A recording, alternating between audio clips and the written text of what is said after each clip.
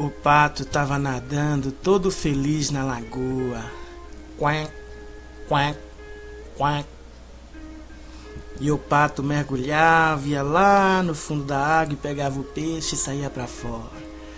E todo feliz, o pato nadando na lagoa.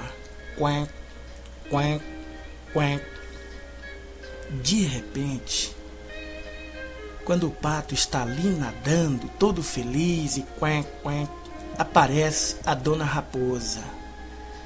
E ela, seu pato, nadando na minha lagoa, né? E o pato disse: e quem foi que falou que essa lagoa é sua? A lagoa é de todos. A lagoa é de todos que quiser vir aqui nadar.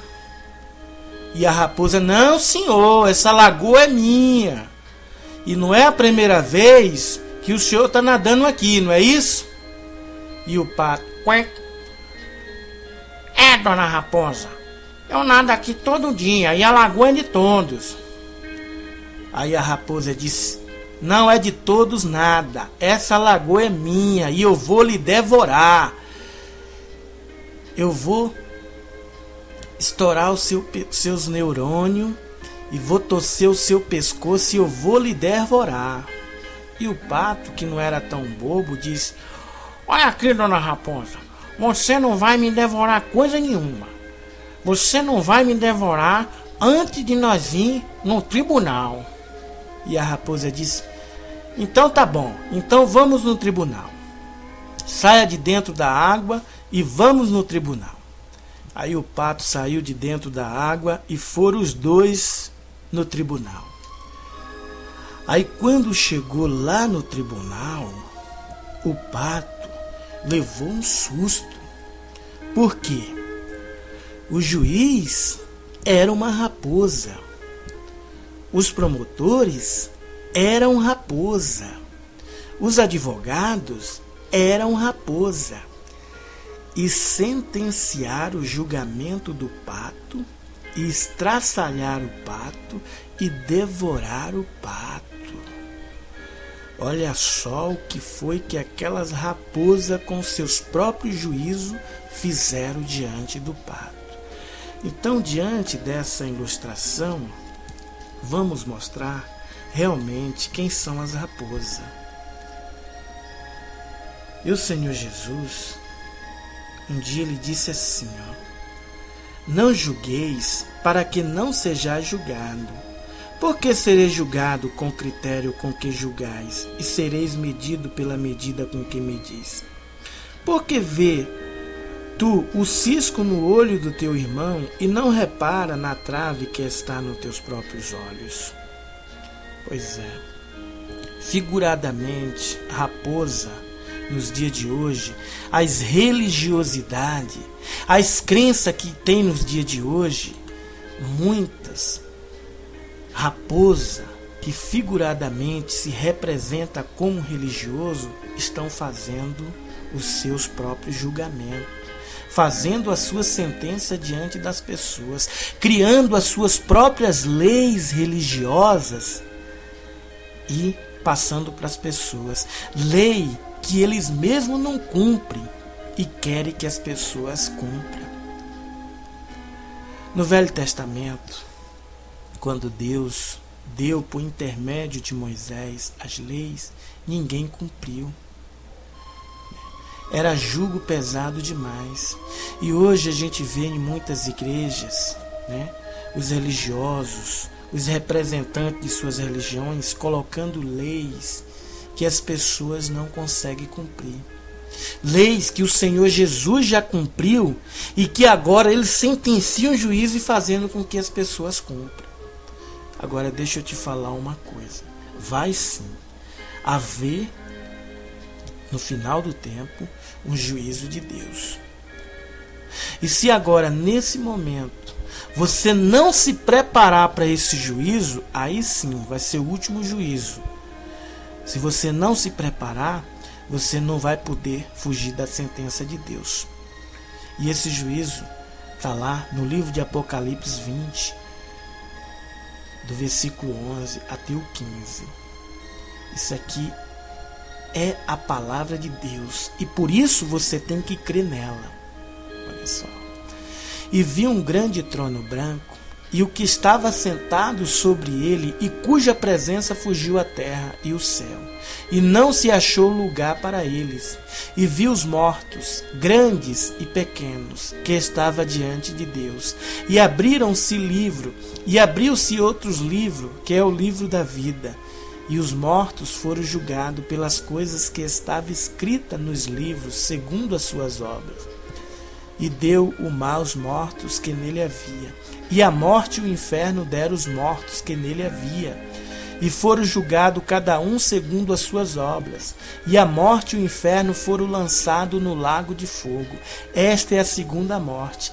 E aquele que não foi achado inscrito no livro da vida foi lançado no lago de fogo.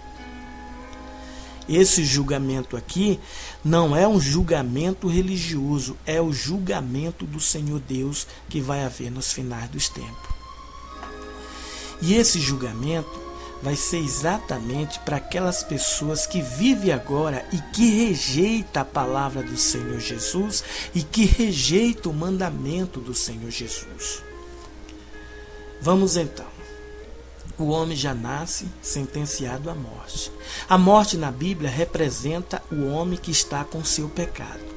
Uma certa época, o Senhor Jesus chegou para um bando de religiosos e disse assim: vós não credes que eu sou, por isso morrereis nos vossos pecados. Então Jesus estava falando para aquele pessoal ali, que eram os saduceus, os fariseus, que eles iam morrer com os seus pecados. Então aquelas pessoas estavam sentenciadas ao juízo, ou seja, estava morto nos seus pecados. E aquelas pessoas que morrerem com seus pecados vai passar por esse juízo aqui, esse juízo que está escrito lá em Apocalipse 20, que eu acabei de ler para você agora. E como é que você tem que fazer para se livrar desse juízo de Deus? Pois é, agora é a hora. Enquanto você está respirando, enquanto você tem vida, você tem que se preparar para você não passar pelo juízo de Deus. Porque o Senhor Jesus disse que quem nele crê não é julgado. O que não crê já está condenado. E como o homem já nasce sobre a sentença do pecado, ele precisa tirar sua culpa e passar para Jesus. Ora, só vai ser sentenciado diante de um juízo quem tem culpa, não é verdade? Porque é réu, porque deve, então merece ir para um julgamento. E como a Bíblia diz que todos pecaram e todos estão separados de Deus, então todos merecem o julgamento. E o Senhor Jesus disse: vinde a mim, todos que estáis cansados, sobrecarregados e oprimidos, e eu vos aliviarei. De que Jesus estava falando que o homem está sobrecarregado? O homem está sobrecarregado de pecado. E o pecado é a sentença da morte. É o juízo que ele tem que enfrentar. Porque diante de Deus, o homem com pecado, ele vai ter que ser julgado. Vai ter que ser sentenciado à morte. Foi por isso que João escreveu aquilo que o Senhor Jesus falou. Deus amou o mundo de tal maneira que deu seu Filho único para que todo aquele que nele crê não pereça, mas tenha vida eterna. Esse perecer está falando da sentença e do juízo de Deus. Então, Jesus, ele veio a essa terra e cumpriu o nosso julgamento para que nós assim não passamos pela sentença de Deus, que eu acabei de ler para você em Apocalipse. Jesus, ao ser batizado, ele recebeu, ele aceitou todo o nosso pecado sobre ele, para que nós agora não sejamos condenados pelo juízo de Deus. E no final aqui do capítulo 15 está dizendo assim: aquele que não foi achado escrito no livro da vida foi lançado no lago de fogo. Pois é, Jesus ali na cruz do Calvário, ele já pagou o meu juízo. E quando ele foi batizado, ele recebeu o pecado de todo homem sobre ele, ou seja, a culpa de todos sobre ele. E agora na cruz do Calvário ele foi julgado. Se você não crê nisso aí, você não tem como se livrar do juízo de Deus. Por isso, meu amigo, creia que Jesus veio a essa terra um dia e levou todo o pecado do mundo sobre ele, e na cruz do Calvário foi julgado. Senão você vai ter que enfrentar o juízo de Deus. E o juízo de Deus é para aqueles que são pecadores. Aí você pode dizer assim, mas não está escrito lá em Romanos 3:23 que todos pecaram? Sim, claro. Evidentemente, todos pecaram. Por isso que Jesus veio a essa terra, para tirar a condenação do pecado que estava sobre mim e sobre você e colocar sobre ele. Eu creio. Eu falo como o apóstolo Paulo, eu sou um dos piores ou dos principais pecadores. Mas Jesus já levou o meu pecado. Você está entendendo? Aí você pode dizer, mas você pode cometer pecado? Posso. Porque é impossível vivermos nesse corpo mortal e não cometer pecado. Eu posso cometer um pecado daqui a 10 minutos, daqui a 20 minutos, daqui a amanhã. Mas pela minha fé, Jesus já levou todos os meus pecados sobre ele.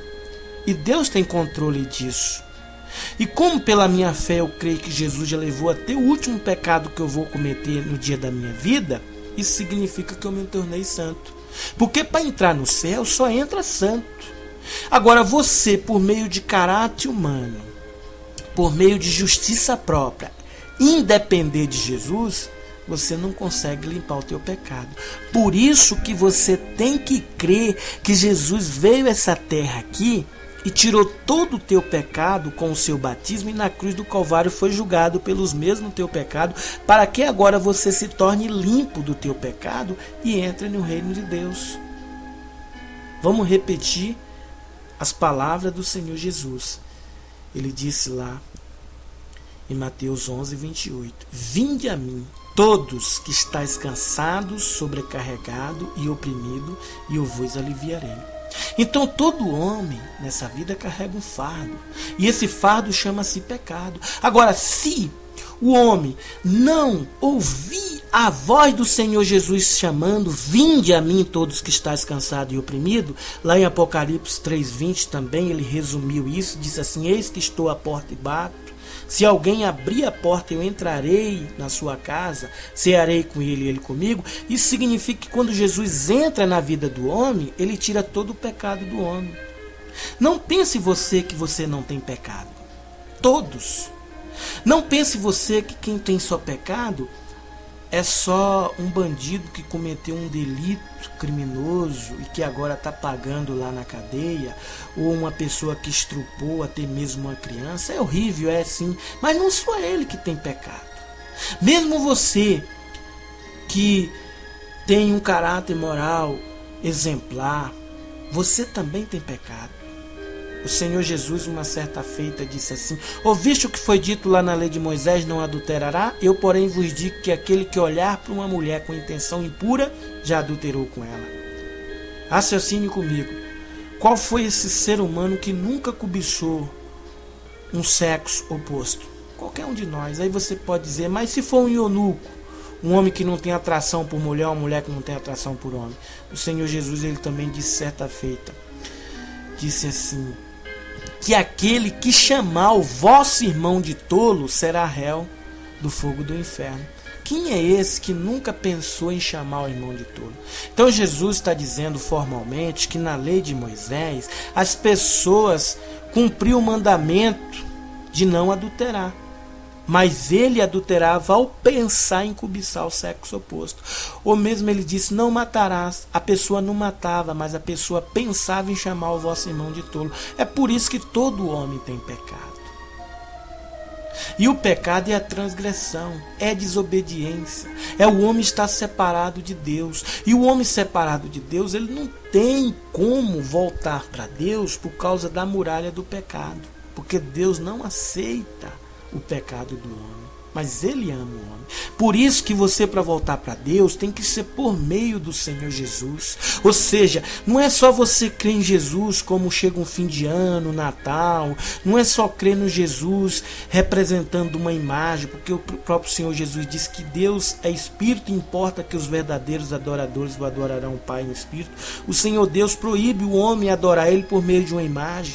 Lá em Êxodo 20, um dos primeiros mandamentos, Deus disse: não fará para ti imagem de escultura, nem que há em cima no céu, nem embaixo nas águas, nem na terra. Então a gente não pode adorar Jesus por meio de uma imagem, mas sim espírito em verdade. E o mais eu te digo, adorar Jesus crendo na obra que Ele fez. E qual foi a primeira obra que o Senhor Jesus fez ao começar seu ministério? O seu batismo. Quando Ele se batizou, Ele recebeu a carga, o fardo do homem sobre ele, do mundo inteiro sobre ele. E lá na cruz ele foi julgado pelo teu pecado. É aqui agora que você tem que entender o sacrifício da cruz do Calvário sobre Jesus. Porque em Apocalipse 20, do versículo 11 ao 15, diz assim: vi um grande trono branco, e o que estava sentado sobre ele, e cuja presença fugiu a terra e o céu, e não se achou lugar para eles. Por quê? Essas pessoas que não acham lugar no céu para eles são exatamente aquelas pessoas que não crê que Jesus já foi julgado por elas. Elas não creem, então ela vai ter que passar por esse julgamento de Deus. Você está entendendo? E viu os mortos, grandes e pequenos, e que estava diante de Deus. Os mortos é aquelas pessoas que morreram sem Cristo, morreram no pecado, então vai estar diante do juízo de Deus. Agora, se você, como eu, como todos aqueles que crê no Evangelho da água e do Espírito, agora transferir toda a tua culpa, toda a tua condenação, todo o teu pecado, toda a tua iniquidade, toda a tua maldição, toda a tua culpa para Jesus, você vai estar livre do juízo final que vai acontecer lá em Apocalipse, meu irmão. Isso é profecia de João. João estava na ilha de Pátimo e ele viu em espírito a revelação do Apocalipse. Então você tem que crer que o juízo de Deus virá, e virá sobre aqueles que não crê que Jesus levou os seus pecados. E o juízo de Deus virá. Ou também, se você partir desta vida antes de acontecer o juízo de Apocalipse, você não tem como se libertar depois de morto. É inútil fazer missa de sétimo dia para tentar tirar a tua alma lá do purgatório. É inútil, porque morreu sem Cristo é inútil. Você, antes de partir dessa vida, você tem que crer no Evangelho da água e do Espírito, ou seja, no Evangelho do resgate, no Evangelho da salvação, ou seja, no verdadeiro Evangelho da água e do Espírito, aquele Evangelho que Jesus ensinou para um judeu, um líder entre o judeu, um escriba. Ele disse assim: aquele que não nascer da água e do Espírito não entra no reino de Deus. E a água representa o batismo dele. E o Espírito significa que quando a pessoa crê no batismo de Jesus, ela é limpa do seu pecado, e o Espírito de Deus vai habitar na pessoa e vai capacitar a pessoa para amar o próximo, para amar a Deus acima de todas as coisas e cumprir os seus mandamentos. Porque sem o Espírito de Deus sobre a vida, ninguém consegue guardar os mandamentos nem a palavra de Deus. E para ter o Espírito Santo de Deus, só é quando a pessoa é limpa do seu pecado. E só pode ser limpo do seu pecado quando a pessoa crê no batismo de Jesus. Eu não estou falando de um batismo simplesmente na igreja, naquele batismo ali onde o pastor batiza a pessoa. Ali é uma apresentação simbólica, que a pessoa crê em Jesus. Mas hoje eles batizam na igreja e não ensinam que antes daquele batismo houve um batismo maior, que foi o batismo do Senhor Jesus no Rio Jordão. Porque se eu não crer no batismo que Jesus se batizou no Rio Jordão, é inútil até eu me batizar na mão de um pastor. Porque o que vale é o batismo de Jesus, que ele se batizou para aceitar, para receber os nossos pecados, e na cruz do Calvário foi julgado. Agora é claro que ele disse: aquele que crê e for batizado será salvo. Pois é, Um dia que tu fores, ou se tu já foi batizado na mão de um pastor, você tem que entender, e aquele pastor tem que passar para você, que você está fazendo uma demonstração de fé pública, que Jesus levou os seus pecados com o seu batismo. Se o pastor não te ensinar, isso é inútil você se batizar, porque o batismo maior é o batismo de Jesus, quando ele se batizou por João Batista. Então creia nessa palavra e guarde no teu coração para todo sempre, por toda a eternidade, que assim você terá salvação por meio de Jesus Cristo e do Evangelho, da água e do Espírito.